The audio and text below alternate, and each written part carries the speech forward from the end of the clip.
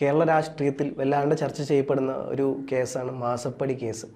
ഇപ്പോൾ നമുക്കറിയാം, ഒരുപാട് കാലമായി പ്രത്യേകിച്ച് പിണറായി വിജയനും അതുപോലെ തന്നെ അദ്ദേഹത്തിൻ്റെ മകളും വീണ വിജയനും മരുമകനായ റിയാസ് അടക്കമുള്ള നേതാക്കന്മാർ ജയിലിൽ പോകുമെന്നറിയപ്പെട്ട് പലതരത്തിലുള്ള ആരോപണങ്ങൾ നടക്കുന്നു. അപ്പം ഇതിലെല്ലാം സുപ്രധാന നീക്കത്തിലോട്ട് കോൺഗ്രസ് നടക്കുന്നു എന്നുള്ളൊരു വാർത്തയാണ് ഇപ്പോൾ പുറത്തോട്ട് വരുന്നത്. മാസപ്പടി കേസ് പ്രധാന രാഷ്ട്രീയ ആയുധമാക്കി മുൻ മുഖ്യമന്ത്രി നിലവിലെ പ്രതിപക്ഷ നേതാവായ പിണറായി വിജയനെതിരെ കടുത്ത നീക്കത്തിന് കോൺഗ്രസ് തയ്യാറെടുക്കുന്നു എന്നുള്ള തരത്തിലെല്ലാം വാർത്തകളാണ് ഇപ്പോൾ പുറത്തോട്ട് വരുന്നത്. കാരണം കോൺഗ്രസിനെ സംബന്ധിച്ചിടത്തോളം ഇപ്പോൾ അവരാണ് ഭരണത്തിലിരിക്കുന്നത്. സ്വാഭാവികമായിട്ടും ഭരണത്തിലിരിക്കുമ്പോൾ ഒരു പ്രതിപക്ഷം കൊണ്ടുപോകേണ്ട ഒരു ആർജവമുണ്ട്, അത് സ്വാഭാവികമായിട്ടും നഷ്ടപ്പെടും. CPM-നെ കുറിച്ച് എപ്പോഴും പറയാറുള്ളത് SFI DYFI ഒക്കെ പ്രതിപക്ഷത്തിരിക്കുന്ന SFIയും DYFI ആണ് യഥാർത്ഥ DYFIയും SFIയും. കാരണം ഭരണത്തിലിരിക്കുമ്പോൾ പക്ക മൗനം പാലിച്ചുകൊണ്ടുന്ന ഒരു രീതിയിലോട്ട് അവർ പോകും എന്നുള്ളതാണ്. അപ്പോൾ എന്നിരുന്നാൽ പോലും കോൺഗ്രസ് പിണറായി വിജയനെതിരെ അല്ലെങ്കിൽ പ്രതിപക്ഷ നേതാവിനെതിരെ അദ്ദേഹത്തിൻ്റെ രാജി ആവശ്യവുമായി ബന്ധപ്പെട്ട് മുമ്പോട്ട് സമരത്തിന് നീങ്ങാൻ പോകുന്നു എന്നുള്ള തരത്തിൽ വാർത്തകൾ വരുന്നു. കാരണം നിലവിൽ നടക്കുന്ന അന്വേഷണം മുൻ മന്ത്രി മുഹമ്മദ് റിയാസിന് പിന്നാലെ തന്നെ പിണറായി വിജയനിലോട്ടും എത്തുമെന്നാണ് കോൺഗ്രസിൻ്റെ ഇപ്പോഴത്തെ ഒരു വിലയിരുത്തൽ. അതിന് പ്രധാനപ്പെട്ട ഒരു കാരണം എന്നറിയപ്പെടുന്നത് ഇത്തരത്തിലുള്ള ED പുറത്തോട്ട് വിടുന്ന പല കാരണങ്ങളും അത്തരത്തിലുള്ളതാണ്. വിരൽ ചൂണ്ടുന്നത് പിണറായി വിജയനിലോട്ട് തന്നെയാണ് എന്നുള്ള കാര്യങ്ങൾ വരുന്നു. എന്തായാലും ആരോപണങ്ങളിൽ വ്യക്തത വരുന്നത് വരെ പിണറായി വിജയൻ നേതൃപദവി, അതായത് നിലവിൽ നിൽക്കുന്ന പ്രതിപക്ഷ നേതൃസ്ഥാനം ഒഴിയണമെന്ന ആവശ്യം ശക്തമായി മുമ്പോട്ട് വെക്കാനാണ് UDF പ്രത്യേകിച്ച് കോൺഗ്രസ് തയ്യാറെടുക്കുന്നത് എന്നുള്ള രീതിയിലാണ്. കാരണം നമുക്കറിയാം, നിലവിൽ പ്രതിപക്ഷ നേതാവായി നിൽക്കുന്ന പിണറായി വിജയൻ ആരുടെയും സമ്മതമില്ലാണ്ട് ഈ പറഞ്ഞ പോലെ കേന്ദ്ര കമ്മിറ്റി യോഗങ്ങളിലൊക്കെ 2 വോട്ടിൻ്റെ മാത്രം പിൻബലത്തിലാണ് അദ്ദേഹം ഇന്ന് നിൽക്കുന്ന പ്രതിപക്ഷ നേതാവായി നിൽക്കുന്നത്. അപ്പോൾ ഞാനടക്കം വിചാരിച്ചത് ഒരിക്കലും അദ്ദേഹം പ്രതിപക്ഷ സ്ഥാനത്ത് ഇരിക്കാൻ വരില്ല എന്നുള്ള രീതിയിലായിരുന്നു. പക്ഷേ അദ്ദേഹം വന്നു എന്നുള്ളതാണ് അതിൻ്റെ സത്യാവസ്ഥ. UDF ആ സമയത്ത് മുഖ്യമന്ത്രി ആരായിരിക്കും എന്നുള്ള തരത്തിലുള്ള ചർച്ചകൾ നടക്കുന്നു. ആ ചർച്ചകൾക്കിടയിലാണ് ആരും അറിയാണ്ട് പതിയെ വന്ന് ആ സീറ്റിൽ കയറിയിരുന്ന് പിണറായി വിജയൻ പ്രതിപക്ഷ നേതാവായത്.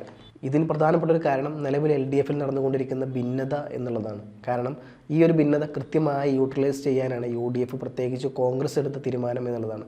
ഇതിനിടയിലാണ് CPI-യുടെ ഒരു പ്രസ്താവന വന്നത്. ബിസിനസ് വേറെ രാഷ്ട്രീയം വേറെ എന്ന CPI-യുടെ പരസ്യ നിലപാട് ഇടതു മുന്നിലുണ്ടാക്കിയ ആശയക്കുഴപ്പം ചെറുതൊന്നുമല്ല. അതുകൊണ്ട് തന്നെ UDF ഈ ഒരു സംഭവം കൃത്യമായി മുതലെടുക്കുക. കാരണം മുന്നണിക്കുള്ളിലുള്ള തമ്മിത്തല്ല് കൃത്യമായി മുതലെടുക്കണം എന്നുള്ള നിലപാടിൽ തന്നെയാണ് UDF ഉള്ളത്. അതുകൊണ്ട് തന്നെ CPM-ൻ്റെ പ്രതിരോധവും സ്വാഭാവികമായിട്ടും രംഗത്ത് വരും. ഇപ്പം നിലവിൽ ED നടത്തുന്നത് രാഷ്ട്രീയ പകപൊക്കലാണെന്നും അതുകൊണ്ട് തന്നെ അത് കാണിച്ചുകൊണ്ട് ഒരു പ്രതിരോധം തീർക്കാനൊക്കെ ആയിരിക്കും സ്വാഭാവികമായിട്ടും CPM നീങ്ങുക. മാത്രമല്ല വിശദീകരണ യോഗങ്ങളും സംഘടിപ്പിക്കുമെന്നുള്ള കാര്യത്തിൽ യാതൊരുവിധ സംശയമില്ല. കാരണം ശബരിമല വിഷയത്തിലെല്ലാം നമ്മൾ കണ്ടതായിരുന്നു. ഓരോ വീട് കയറിയിട്ടും വിശദീകരണ യോഗങ്ങൾ നടത്തുന്നു. തങ്ങൾ എന്തുകൊണ്ടാണ് ഈ വിശദീകരണം ഇങ്ങനെ എടുത്തതെന്നുള്ള തീരുമാനം പറയുന്നു. അപ്പോൾ വിശ്വാസികളുടെ കൂടെയാണ് തങ്ങളെന്ന് വിശദീകരിക്കുന്നു. അപ്പോൾ ഇത്തരത്തിലുള്ള വിശദീകരണ യോഗങ്ങൾ ഓരോ വീടും കയറിയിട്ടുള്ള യോഗത്തിലോട്ടും അല്ലെങ്കിൽ കാര്യങ്ങളിലോട്ടും CPM പോകും എന്നുള്ള കാര്യം ഏറെക്കുറെ ഉറപ്പാണ്.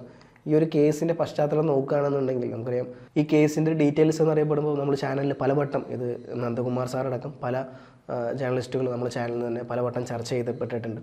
എന്നിരുന്നാലും ഇത് ചുരുക്കി പറയുകയാണെന്നുണ്ടെങ്കിൽ CMRL എക്സാലോജിക് ഇടപാട് മുഖ്യമന്ത്രിയുടെ മകൾ വീണ വിജയൻ്റെ IT കമ്പനിയായ എക്സാലോജിക്കിനും അതുപോലെ തന്നെ CMRL എന്നൊരു സ്വകാര്യ കമ്പനിയും തമ്മിൽ നടന്ന സാമ്പത്തിക ഇടപാടിനെക്കുറിച്ചുള്ള ആരോപണങ്ങളാണ് ഈ കേസിൻ്റെ പ്രധാന ഒരു അടിസ്ഥാനം എന്നറിയപ്പെടുന്നത്. ഇതിനെയാണ് നമ്മൾ മാസപ്പടി കേസ് എന്നുള്ള തരത്തിലും പറയുന്നത്.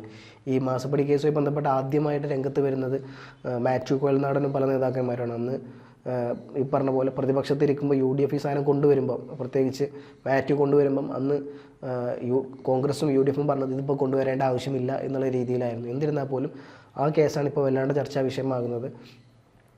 ഇനിയിപ്പം PC ജോർജിൻ്റെ മകനാണ് ഈ സാധനം വല്ലാണ്ട് കൊണ്ടു നടക്കുന്നത്. അദ്ദേഹം പറയുന്നത്, നിങ്ങളെല്ലാവരും വീണ വിജയൻ്റെ പേര് മാത്രം പറയുന്നു, യഥാർത്ഥ പ്രതി വീണ വിജയനല്ല, യഥാർത്ഥ പ്രതി അദ്ദേഹത്തിൻ്റെ അച്ഛൻ, അതായത് നിലവിലെ പ്രതിപക്ഷ നേതാവായ പിണറായി വിജയനാണ് എന്നുള്ള തരത്തിൽ അദ്ദേഹം അതിരൂക്ഷമായി കാര്യങ്ങൾ പറയുന്നു. അദ്ദേഹമാണ് പിന്നീട് ഇതിൻ്റെ എല്ലാ ഫോളോ അപ്പും കേസിൽ കക്ഷി ചേരുന്നതടക്കമുള്ള പല കാര്യങ്ങളോട്ടും അദ്ദേഹം കടക്കുന്നത്. അതുകൊണ്ട് തന്നെ ED-യുടെ വലിയ തരത്തിലുള്ള കണ്ടെത്തലുകൾ ഇതിലുണ്ട് എന്നുള്ള തരത്തിലുള്ള വാർത്തകളെല്ലാം പുറത്തു വന്നിരുന്നു. പ്രത്യേകിച്ച് വീണ വിജയനെതിരായ എൻഫോഴ്സ്മെൻറ്റ് ഡയറക്ടറേറ്റിൻ്റെ വാർത്താക്കുറിപ്പിൽ വളരെ ഗുരുതരമായ പരാമർശങ്ങളുണ്ട് എന്ന തരത്തിലാണ് കോൺഗ്രസ് വിലയിരുത്തുന്നത്. അതുകൊണ്ട് തന്നെ ഈ കേസിൻ്റെ പുറകെ പോകണം എന്നുള്ള രീതിയിൽ തന്നെയാണ് പണ്ട് മാത്യു കുഴൽനാടൻ കൊണ്ടുവന്ന കേസ് കോൺഗ്രസുമായി UDF-ഉം ഏറ്റെടുക്കുന്നു എന്നുള്ളതാണ് സത്യാവസ്ഥ. മാത്രമല്ല ഹവാല ഇടപാടും അതുപോലെ തന്നെ വ്യാജ സിം കാർഡും ഈ കേസിൻ്റെ ഒരു പ്രധാന വഴിത്തിരിവായി മാറുന്നു എന്നുള്ള കാര്യം പുറത്തുകൊണ്ട് വരുന്നുണ്ട്. ഈ കേസിൻ്റെ പശ്ചാത്തലത്തിൽ ഹവാല ഇടപാടുകൾ നടത്തിയെന്നും അതുപോലെ തന്നെ വ്യാജ സിം കാർഡ് ഉപയോഗിച്ച് സാമ്പത്തിക ക്രമക്കേടുകൾ നടത്തിയെന്നുള്ളതും അതുപോലെ തന്നെ ദുരുപയോഗം ചെയ്തു എന്നുള്ളതെല്ലാം ED അത് അവരുടെ കേസ് ഡയറിയിൽ വ്യക്തമാക്കുന്നുണ്ട്. അതുകൊണ്ട് തന്നെ എന്തായാലും ഈ കേസുമായി ബന്ധപ്പെട്ട് വീണ വിജയൻ അകത്ത് പോകും. സ്വാഭാവികമായിട്ടും അത് എത്തിച്ചേരുന്നത് റിയാസിലോട്ടും അല്ലെങ്കിൽ പിണറായി വിജയനിലോട്ടുമൊക്കെ തന്നെയാണ്. അതുകൊണ്ട് തന്നെ 2 മുൻ മന്ത്രിമാർ അറസ്റ്റിലാകും എന്നുള്ള കാര്യം ഏറെക്കുറെ തീരുമാനമാണ്. മാത്രമല്ല ഗുരുതരമായ ആരോപണങ്ങളെ പ്രതിരോധിക്കാനോ അല്ലെങ്കിൽ പൊതുസമൂഹത്തിന് മുന്നിൽ വസ്തുതകൾ വെളിപ്പെടുത്താനോ വീണ വിജയനോ അതുപോലെ തന്നെ മുഹമ്മദ് റിയാസോ അല്ലെങ്കിൽ മുൻ മുഖ്യമന്ത്രി നിലവിലെ പ്രതിപക്ഷ നേതാവായ പിണറായി വിജയനോ കഴിഞ്ഞിട്ടില്ല എന്നുള്ളതും ഒരു പ്രത്യേക കാരണമാണ്. അതുകൊണ്ട് തന്നെ ഈ കേസ് കൂടെ കൊണ്ടുപോയാൽ അല്ലെങ്കിൽ വിജയിപ്പിക്കാൻ പറ്റും എന്നുള്ളൊരു ഉറപ്പ് കോൺഗ്രസിനുണ്ട്. അതിൻ്റെ ഭാഗമായിട്ടാണ് ഈ മാസപ്പടി കേസിൽ എക്സാലോജി കേസുമായി ബന്ധപ്പെട്ട് കോൺഗ്രസ് മുമ്പോട്ട് പോകാൻ തീരുമാനിക്കുന്നത്. ഭരണത്തിലിരിക്കുമ്പോഴും പ്രതിപക്ഷത്തിൻ്റെ ഊർജ്ജം കൈവിടേണ്ട എന്നുള്ള രീതിയിലാണ് UDF ഇപ്പോഴും മുമ്പോട്ട് പോകുന്നത്. എന്തായാലും പിണറായി വിജയൻ്റെ രാജിയിലോട്ട് ഈ സാധനം എത്തിച്ചേർക്കാൻ കോൺഗ്രസിനും UDFനും സാധിക്കുമോ എന്നുള്ള വലിയ ചോദ്യത്തിന് മുമ്പിൽ കിടക്കുന്നുണ്ട്. എന്തായാലും വരും ദിവസങ്ങൾ കാത്തിരുന്ന് കാണാം ഈ വിഷയവുമായി ബന്ധപ്പെട്ട് ഇനി എന്തായിരിക്കും കോൺഗ്രസ് എടുക്കാൻ പോകുന്ന നിലപാട് എന്നുള്ളതും.